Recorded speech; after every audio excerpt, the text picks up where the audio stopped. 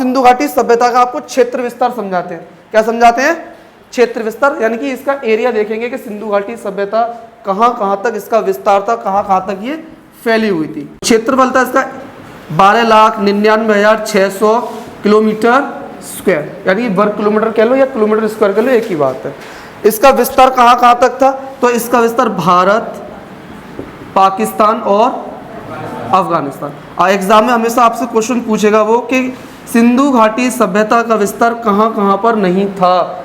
Option में 4 option होंगे, भारत, पाकिस्तान, अफगानिस्तान और कोई अन्य देश होगा उसे हटा देना कि वहाँ पर सिंधु घाटी सभ्यता का विस्तार नहीं था। तो बता देना सिंधु घाटी सभ्यता का विस्तार भारत, पाकिस्तान और अफगानिस्तान में था और इसका क्षेत्रफल कितना था? 12,99,600 किलोमीटर स्क्वायर था। अगर आपको इसकी आकृति पूछे, इसका स्ट्रक्चर पूछे, तो आप बता देना इसकी आकृति कैसी थी? त्रिभुजाकार, यानी ट्रायंगल शेप में थी। कैसे थे ट्रायंगल शेप में? आपको अभी मैप बनाकर दिखाते हैं, क्योंकि भारत के मैप से आप देखिए,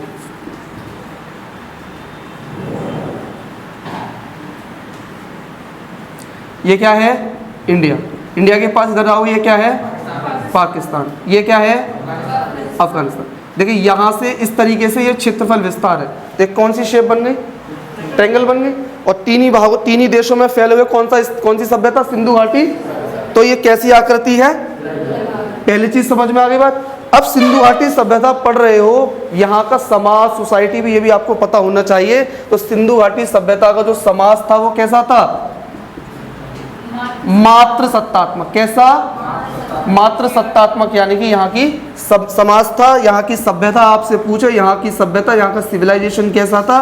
तो यहाँ की सभ्यता कैसी थी? नगरीय। कैसी थी भाई? नगरीय का मतलब आप समझिए, सिंधु घाटी सभ्यता में जो आप सड़कें देखते हो प्रॉपर रूप से समकोण पर एक दूसरे से काटती थी, ग्रिड नुमा आकृति से थी।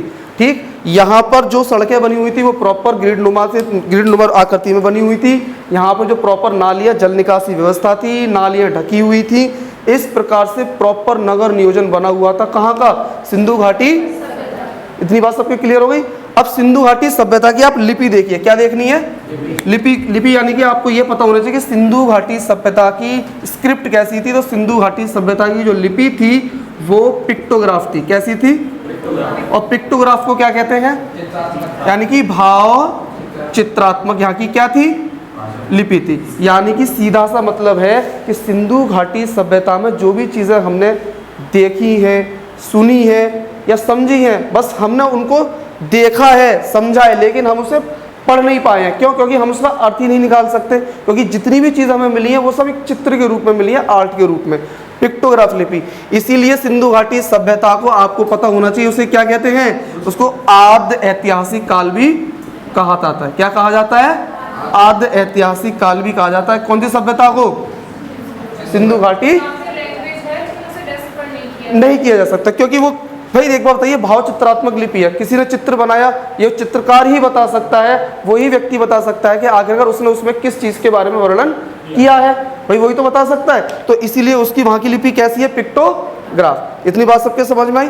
अब सिंधु घाटी सभ्यता में अगर आप पढ़ रहे हैं तो सिंधु घाटी सभ्यता में आपको पता होना चाहिए कि कुछ स्थल ऐसे हैं जो किस नदी पर है और वहां से हमें क्या क्या चीज मिली है। तो सबसे पहला जो स्थल है वो कौन सा है? हड़प्पा। हमेशा याद रखना, हड़प्पा से अगर क्वेश्चन आ जाए तो वो आपसे यही पूछेगा कि हड़प्पा किस नदी पर बसा हुआ था। तो हड़प्पा किस नदी पर था? किस नदी पर? अरे हड़प्पा की खोज कब हुई? 1920। और किसने खोजी थी? दयाराम।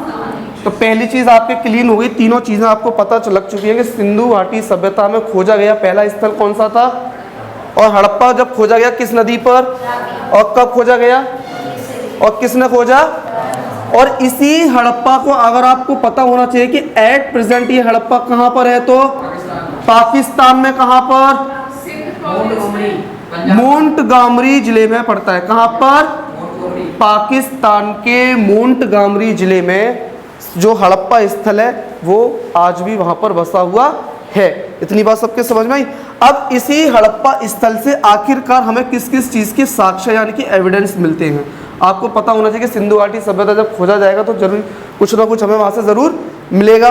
तो सबसे पहली चीज जो हमें यहाँ से मिली वो कब्रिस्तान मिला। क्या मिला? कब्रिस्तान मिला।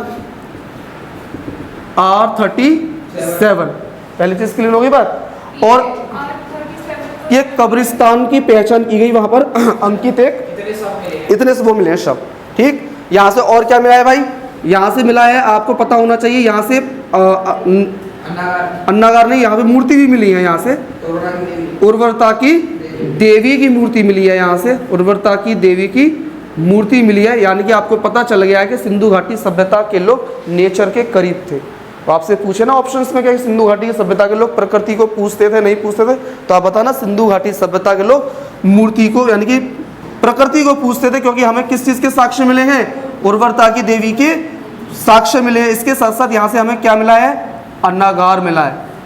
अन्नागार हमें मोहनजोदड़ो से भी मिला है और अन्नागार हमें हड़प्पा सभ्यता से भी मिला हुआ है। बात समझ में आई।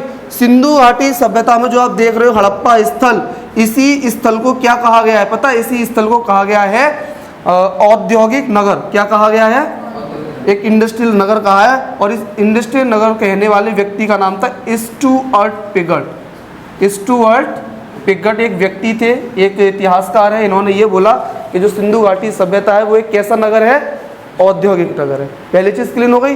दूसरा स्थल जो आपके सामने आएगा वो है मोहनजोदड़ो। कौन सा, अभी मैंने आपको बताया कि हड़प्पा स्थल से अन्नागार मिला। क्या मिला, क्या मिला था, यहाँ से अन्नागार भी मिला है। अन्नागार के साथ साथ एक वृहद जलाशय यानी कि जलकुंड यानी जिसे हम स्नानागार कहते हैं, वो भी यहाँ से मोहनजोदड़ो से हमें मिला है। पूछे यहाँ से अन्नागार मिला है, यहाँ से स्नानागार मिला है, जलाशय कह दे, जलकुंड कह दे, वो भी हमें कहाँ से मिला है, मोहनजोदड़ो। इसके साथ साथ कांसे की नृत्य करती हुई एक मूर्ति मिली है, जिसे आप नटराज रूप में देख सकते हो। किस धातु की है, तो ब्रॉन्ज की है, कांसे की है। तो आपको एक क्वेश्चन ये भी बन सकता है कि जो सिंधु घाटी सभ्यता आप देख रहे हो वो वहां से हमें किस धातु के साक्ष्य एविडेंस मिलते हैं, तो कौन से धातु के मिलते हैं, ब्रॉन्ज के। तो इसीलिए सिंधु घाटी सभ्यता को कांस्य युगीन सभ्यता भी कहा जाता है, क्योंकि हमें वहां से इस कांसे की मूर्ति प्राप्त हो गई है। तो यह चीज क्लियर हो गई। मोहनजोदड़ो से और क्या मिलता है, मोहनजोदड़ो से हमें ईंटों के भी साक्ष्य मिलते हैं। कैसी ईंटों के, पकी हुई टेराकोटा, सुना होगा आप लोगों ने, इस टेराकोटा ईंटों के साक्ष्य भी मिले हैं।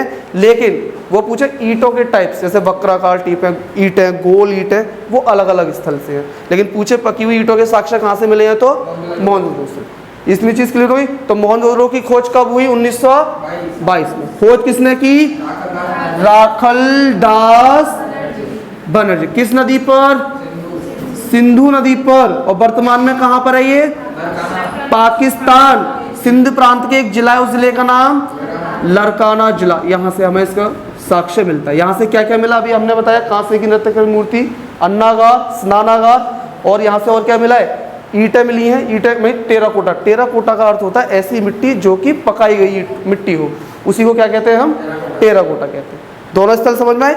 और इसी मोहनजोदड़ो का अर्थ क्या है, मृतकों का टीला। क्या है, मृतकों का टीला। और याद रखना मोहनजोदड़ो और हड़प्पा, इन दोनों स्थल को कह सकते हैं आप एक बहनों का जोड़ा, मतलब एक ग्रुप ऑफ सिस्टर के नाम से इसको स्थलों को जान, तीन सिस्टर टाइप से कह सकते हो। किस स्थल को, मोहनजोदड़ो और हड़प्पा को। दोनों चीज क्लियर हो गई। जो तीसरा स्थल आपको पढ़ना है वो है चन्हुदड़ो। कौन सा, अब जो चन्हुदड़ो स्थल आप देख रहे हैं, चन्हुदड़ो स्थल की खोज कब हुई, कहाँ पर है, कैसे, इसमें क्या क्या चीजें मिली हैं। तो देखो चन्हुदड़ो देखिए आप, ये चन्हुदड़ो स्थल जो आप देख रहे हैं इसकी खोज 1934 कह सकते हो या 35 कह सकते हो। और खोज करने वाले व्यक्ति का नाम क्या है भाई, कौन, क्या नाम है, गोपाल एन मजूमदार। इस व्यक्ति ने इसकी खोज की थी। और इसके साथ साथ एक और व्यक्ति, यहाँ से हमें और क्या मिला है, यहाँ से हमें झूकर झाकर संस्कृति मिली है। झूकर झाकर संस्कृति का मतलब होता है यहाँ पर एक विशेष प्रकार की जनजाति रहती थी जो कि अपनी संस्कृति के लिए फेमस थी, जो कि वहाँ की रिचुअल्स कैसे धार्मिक काम उनके अलग अलग थे, उसे झूकर झाकर संस्कृति कहा गया है। ये जनजाति थी ये। हाँ, और यहाँ से हमें सौंदर्य प्रसाधन, इसी को इंग्लिश में क्या कहा गया है, कॉस्मेटिक। कॉस्मेटिक जानते हो ना भाई, जैसे जो, हाँ नहीं जानते, जैसे लिपस्टिक, जैसे काजल, और भी जो सौंदर्य प्रसाधन के जो कॉस्मेटिक जो आइटम होते हैं, वो हमें साक्ष्य कहाँ से मिले हैं, चन्हुदड़ो से। इतनी बात समझ में आई। तो पूछे चन्हुदड़ो की पूरी कहानी, तो आपके सामने ये है।